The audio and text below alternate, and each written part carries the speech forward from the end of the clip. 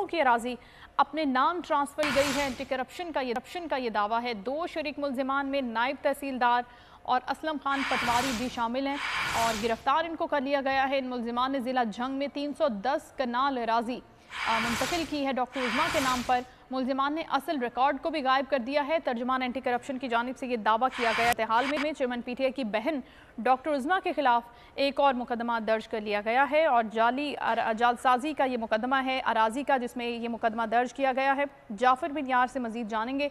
जाफर बताइएगा, एक और मुकदमे का इंदराज हुआ है।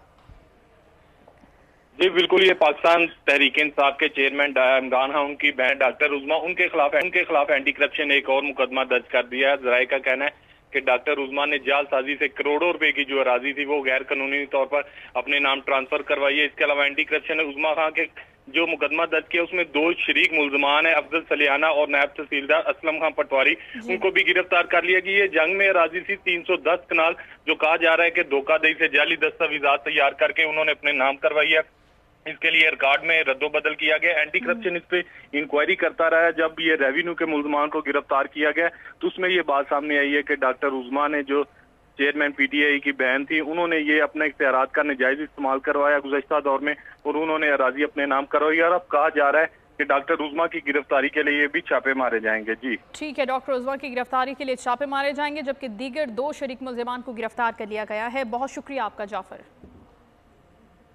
और शिकारपुर से ये खबर है, जहां पर अगवा होने वाले मगमी नौजवान पर डाकुओं ने वहशियाना तशद्दुद किया है और इसकी वीडियो सोशल मीडिया पर वायरल